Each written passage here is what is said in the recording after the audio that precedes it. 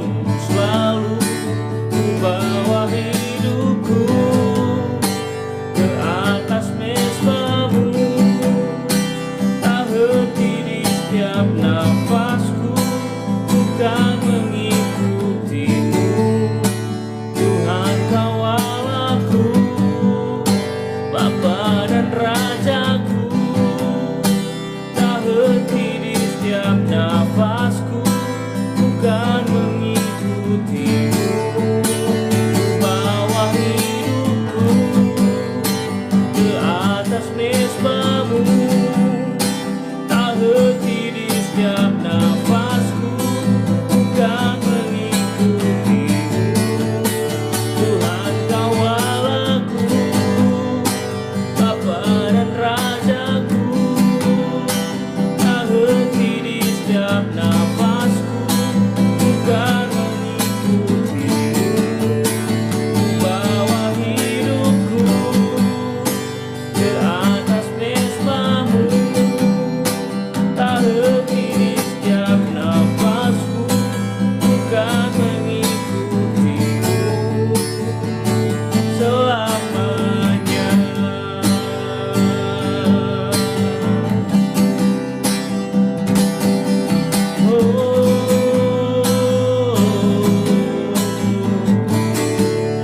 Tuhan kawal aku, Bapa dan Rajaku, tak henti di setiap nafasku, bukan menyembahmu selalu. Ku bawa hidupku ke atas mezbamu, tak henti di setiap nafasku, bukan mengikutimu. Tuhan kawal aku, Bapa dan Rajaku, tak henti di setiap nafasku, bukan menyembahmu selalu. Ku bawa hidupku ke atas mezbamu, tak henti di setiap nafasku, bukan mengikutimu. Tuhan kawal aku, Bapa dan Rajaku, tak henti di setiap nafasku, bukan menyembahmu selalu. Ku bawa hidupku ke atas mezbamu, tak henti di setiap nafasku, bukan mengikutimu. Tak henti di setiap nafasku, bukan mengikutimu. Tak henti di setiap nafasku, bukan mengikutimu. Tak henti di setiap nafasku, bukan mengikutimu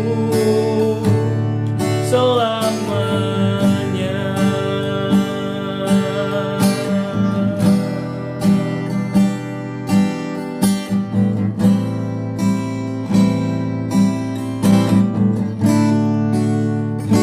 Kerinduan kami Tuhan untuk mengikutimu terus Tuhan, dalam setiap nafas hidup kami Tuhan. Hanya Engkau Tuhan dan Allah kami, hanya Engkau Tuhan dan Raja kami. Pada malam hari ini Tuhan, kami rindu untuk mendengarkan firman-Mu Bapa. Kuasai hati dan pikiran kami, sehingga kami hanya terfokus pada firman-Mu Tuhan dalam waktu yang singkat ini Tuhan. Dimanapun kami berada pada malam hari ini Tuhan, biar tidak ada hal yang ada di sekitar kami yang dapat mendistract kami dari fokus kami kepada-Mu Bapa. Ini kami Tuhan, kami siap untuk mendengar firman. Di dalam nama Tuhan Yesus Kristus kami berdoa. Amin.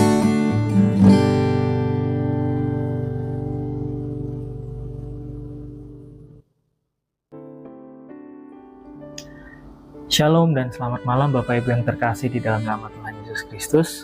Apa kabarnya Bapak Ibu Saudara sekalian pada malam hari ini? Saya percaya kita semua ada dalam keadaan yang baik, kita ada dalam keadaan yang sangat diberkati Tuhan. Meskipun keadaan di sekitar kita, keadaan di sekeliling kita mungkin tidak baik, tapi saya percaya bahwa kebaikan Tuhan Yesus itu tidak akan pernah membuat sukacita dan damai sejahtera kita hilang dalam kehidupan kita. Pada malam hari ini kita tetap masih akan membahas tentang apa yang sudah saya sampaikan di hari Minggu, yaitu tentang reflecting God's character atau merefleksikan karakter Allah dalam kehidupan kita. Well, wajar untuk kita perlu benar-benar memahami ini karena siapa kita? Kita adalah rock. We are representative of Christ's kingdom. Kita adalah duta kerajaan Allah, yang pastinya kita juga adalah anak-anak Allah. Kita memanggilnya sebagai Bapa kita, dan sudah sewajarnya, sudah semestinya sebagai anak-anak Allah, kita juga mengerti, mengenal karakternya. Dan sekali lagi seperti apa yang sudah saya sampaikan di hari Minggu sebelumnya, yaitu bahwa karakter kita itu akan mencerminkan dengan siapa kita bergaul erat, dengan siapa kita bergaul akrab. Karena tidak mungkin seorang yang menyatakan dirinya sebagai penyembah itu bergaul akrab dengan orang-orang yang suka ngomongin orang, dengan orang-orang yang suka menyebar kebencian.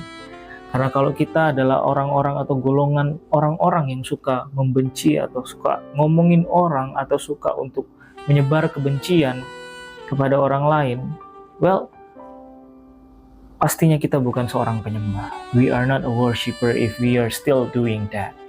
Okay, so jadi pada malam hari ini kita masih belajar dari Efesus 4 ayat 24 yang berkata, dan mengenakan manusia baru yang telah diciptakan menurut kehendak Allah di dalam kebenaran dan kekudusan yang sesungguhnya. Kita paham sekali bahwa kita adalah representative of Christ's kingdom, seperti yang saya sudah sampaikan sebelumnya tadi. Kita adalah duta kerajaan Allah. Sudah semestinya kita benar-benar mengenal siapa yang kita representasikan. Contohnya sekali lagi, bahwa seperti contohnya untuk setiap negara-negara yang punya yang punya hubungan kerjasama dengan Indonesia, pastinya di negara tersebut akan ada Duta Besar Republik Indonesia, Kedutaan Besar Republik Indonesia di negara itu. Salah satu contohnya adalah di Malaysia sendiri. Kita ada Kedutaan Besar Republik Indonesia di Malaysia. Nah, apa yang mereka representasikan, orang-orang yang bekerja di Kedutaan Besar Republik Indonesia, KBRI, atau yang biasa kita sebut sebagai KBRI ya. Apa yang mereka lakukan di sana atau apa yang mereka kerjakan? Mereka merepresentasikan, mereka mewakilkan negara Indonesia di Malaysia. Jadi kalau ada warga negara Indonesia yang bekerja, yang tinggal di Malaysia, dan mereka punya keperluan atau kebutuhan apapun itu yang mereka perlukan, mereka tidak perlu harus langsung pulang ke Indonesia untuk melakukannya. Mereka bisa saja meminta Kedutaan Besar Republik Indonesia atau KBRI untuk melakukannya untuk mereka.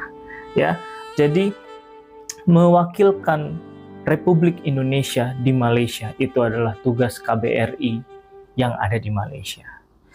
Ya, sama itu sebabnya sama dengan KBRI mewakilkan Indonesia di Malaysia. Kita sebagai duta kerajaan Allah itu juga mewakilkan kerajaan Allah di muka bumi ini. Orang-orang boleh melihat Kristus, mereka boleh melihat, mereka boleh mengenal Tuhan melalui sikap hidup kita, melalui kehidupan kita, melalui apa yang kita lakukan, melalui apa yang kita perkatakan juga. Ya. Dan kita belajar juga di minggu kemarin bahwa Allah kita adalah Allah yang benar dan kudus. Itu sebabnya ketika kita mau belajar untuk menjadi wakil atau merefleksikan Allah atau karakter Allah dalam kehidupan kita, kita juga harus sama seperti Allah, yaitu kita juga harus menjadi orang yang benar dan orang yang kudus yang berkenan di hadapan Tuhan dalam kehidupan kita sehari-hari. Hidup dalam kebenaran dan kekudusan itu berarti menyelaraskan, sinkron tindakan kita dengan kehendak Allah. Dan juga apa itu kebenaran dan kekudusan itu berarti menjadi cerminan karakter Kristus di dunia yang penuh dengan dosa dan kompromi. Meskipun keadaan di sekitar kita mungkin penuh dengan dosa, kita berkompromi atas hal-hal yang mungkin ya sudah wajar lah, tidak apa untuk kita melakukan seperti ini dan itu. Kita tidak boleh kompromi dengan dosa. Kita tidak boleh kompromi dengan kesalahan-kesalahan kecil. Tapi kita harus berani berdiri tegak untuk mengatakan tidak untuk hal-hal yang tidak berkenan di hadapan Tuhan. Dan 3 hal yang kita pelajari bagaimana kita dapat mencerminkan karakter Allah dalam kehidupan kita di hari Minggu kemarin. Yang pertama, kita belajar tentang mengenakan manusia baru yang terus diperbaharui. Pertanyaannya, ini sudah baru diperbaharui lagi. Apa maksudnya? Dikatakan dalam Kolose 3 ayat 10, dan telah mengenakan manusia baru yang terus-menerus diperbaharui untuk memperoleh pengetahuan yang benar menurut gambar Khaliknya. Manusia baru yang diperbaharui terus-menerus. Yang artinya gini, ketika kita berkata tentang baru, kata baru sendiri itu identik dengan sebuah awal. Yang artinya ketika kita ada di awal, ketika kita menjadi manusia baru, itu adalah titik balik di mana kita membuang hal-hal yang telah lalu. Kita tidak melihat-lihat lagi apa yang telah lalu, tapi kita berlari, terfokus pada tujuan kita. Dikatakan dalam Filipi 3:13b, aku melupakan apa yang telah di belakangku dan mengarahkan diri kepada apa yang ada di hadapanku. Yang artinya gini, ketika kita ada dalam awal sebuah perjalanan kehidupan kita yang baru, kita membuang apa yang telah lalu. Dan ketika kita membuang apa yang telah lalu itu, ingat, sekali lagi hanya awal. Kita bukan berjalan di tempat, kita tidak berdiri di tempat, kita tidak diam saja di tempat, tapi itu adalah sebuah awal yang dimana kita perlu berjalan maju dari awal sampai kepada akhirnya. Yang artinya gini, kenapa kita manusia baru yang terus-menerus diperbaharui adalah gini. Pengenalan kita tentang Kristus itu sendiri itu tidak sama, mungkin bukan tidak harus sama, tapi memang seharusnya tidak sama dari hari ke hari. Semakin hari kita semakin mengenal Kristus. Kalau hari ini kita mengenal Kristus yang penuh kasih, besok kita juga mengenal bahwa Kristus yang penuh kasih itu bukan hanya mengasihi orang-orang yang mengasihinya, tapi juga mengasihi musuh-musuhnya. Kita belajar kasih yang lebih dalam lagi. Dan ketika kita di hari berikutnya lagi, kita belajar bahwa bukan hanya sekedar mengasihi melalui perkataan atau hanya dengan sekedar kita berkata aku mengasihimu, tapi juga dengan perbuatan yang nyata, yaitu pengorbanan Kristus di atas kayu salib. Itu sudah menjadi bukti nyata bahwa kasih itu bukan hanya sekedar perkataan, tapi juga perbuatan. Dan hari ke hari, bukan hanya 1 atau 2 atau 3 saja yang kita kenal tentang Kristus Yesus Tuhan kita, tapi kita mengenal lebih dalam lagi tentang siapa Kristus itu dalam kehidupan kita. Jadi mengenakan manusia baru yang diperbaharui artinya adalah begini, kita harus mau untuk mengerti dan mengenal Kristus lebih dalam, bukan hanya sekedar berdiri di tempat, bukan hanya sekedar oke, saya meninggalkan yang telah lalu, tapi saya mau di sini saja, saya mau tetap berada di titik awal terus-menerus. Tidak, kita harus maju dari titik awal kita. Nah, yang kedua kita belajar yaitu tentang hidup dalam kebenaran dan kekudusan. Hidup dalam kebenaran dan kekudusan itu adalah gini, menyadari bahwa hidup dalam kebenaran dan kekudusan adalah perintah Allah yang tidak dapat ditawar-tawar atau dikompromikan lagi. Ini adalah panggilan kita sebagai anak-anak Allah. Dikatakan dalam 1 Tesalonika 4 ayat 3a, karena inilah kehendak Allah pengudusanmu. Dan apa itu kebenaran? Apa itu kebenaran? Yohanes 14 ayat 6 mengatakan, kata Yesus kepadanya, akulah jalan dan kebenaran dan hidup. Tidak ada seorang pun yang datang kepada Bapa kalau tidak melalui aku. Jadi dari sini kita belajar bahwa gini, yang berarti kebenaran adalah mengenal Yesus.